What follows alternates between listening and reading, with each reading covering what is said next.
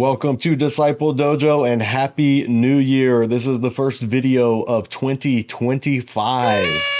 And this is going to be a short one because this video, I got to address something that I'm just tired of seeing in the comments. Last year, as you may or may not know, you probably know because it's probably what brought you to this channel, the series that I did on the Baal myth just blew up. We've gotten, as of now, like, I don't know, over 500,000 views on that, if not more. For whatever reason, people found that video very clickable. And one of the main things, if you scroll through the comments, that I just am so tired of hearing is people saying it's not pronounced Baal, it's pronounced Baal. Okay, number one, we talk about that in the video.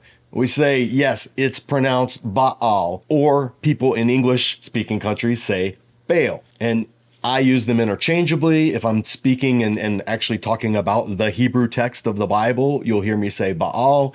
If I'm just talking in colloquial English to English speakers who don't know Hebrew, I'll say Baal. But let me just settle this once and for all right? Here on screen is the text from the Context of Scripture. These are the 4 volumes edited by William Hallow, Lawson Younger. These are the scholarly standard for most ancient Near East texts. Sometimes you'll see people quote from Annette, which is an older translation, and it's kind of seen as a little out of date. So in modern scholarship, most of the time, when people are using at least translations of ancient Near East text, you will hear them pull from something like Context of Scripture here. And in volume 1, in the section on, let me expand this, West Semitic canonical compositions with a divine focus, you come to the Ugaritic myths. And the first one is this one right here, the Baalu myth. This is Context of Scripture 1.86, if you want to look it up for yourself.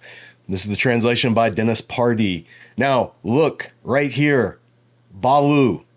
This is how this would be pronounced in Ugaritic. So everybody chiming in on the comments telling me I'm pronouncing it wrong, it's Baal. No, in the Ugaritic text, it's not. It's Baalu. Just like L is not pronounced L in Ugaritic, it's Ilu. And since the video series that I did was looking at the Ugaritic text of the Baal myth, that's the text that we're working from, not the Hebrew Bible. In Hebrew, the equivalent of Baalu is the word Baal. And yes, that's how you say the Hebrew word. It can mean Lord, husband, master, and it's the title that they called the god that we know of as Baal. He was called Baal. Now, his real name was Hadad. Baal was just like we call somebody God or Lord. So yeah, in Hebrew, you say Baal, but not always.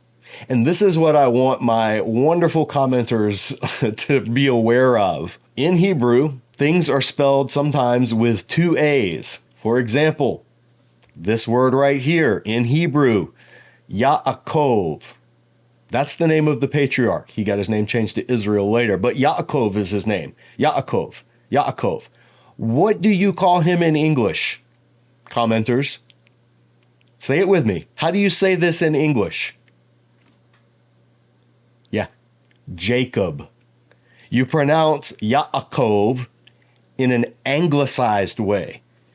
Jacob. There's that long A sound. So the same thing with Baal. When it comes into English, a lot of people say Baal. What about this guy? This Syrian general. Well, in Hebrew, his name is Naaman. Naaman. English speakers, what do you call him?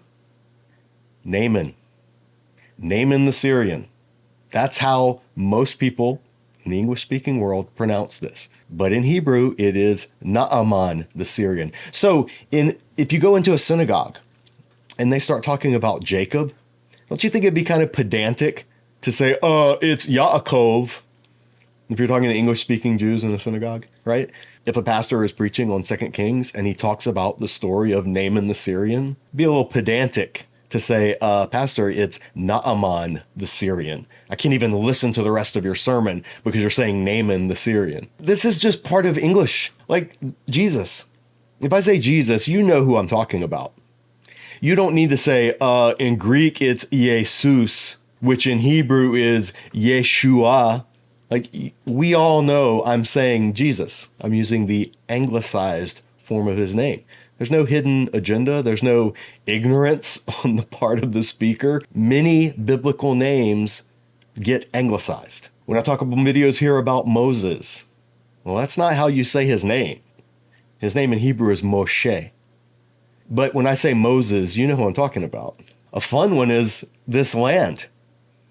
Kutna'an. Kutna'an is how you say it in Hebrew. Kutna'an.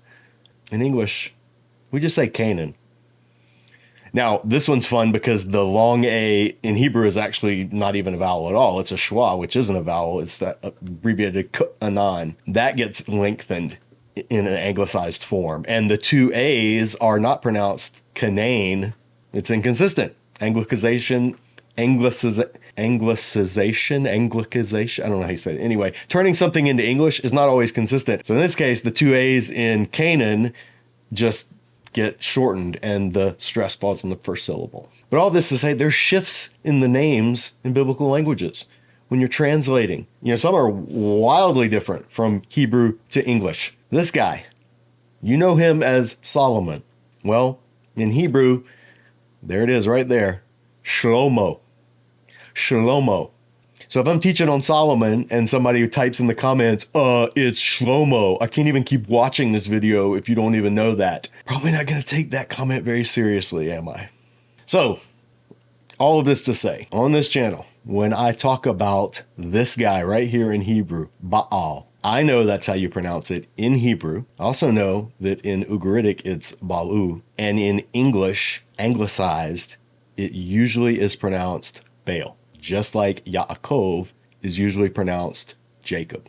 So I hope this clears it up. It's not going to. I'm still going to get comments on that video series by people feeling the need to correct the pronunciation. But I just want to make this video because that video series has far exceeded any expectations I ever had for this channel. I thought I'd make that series.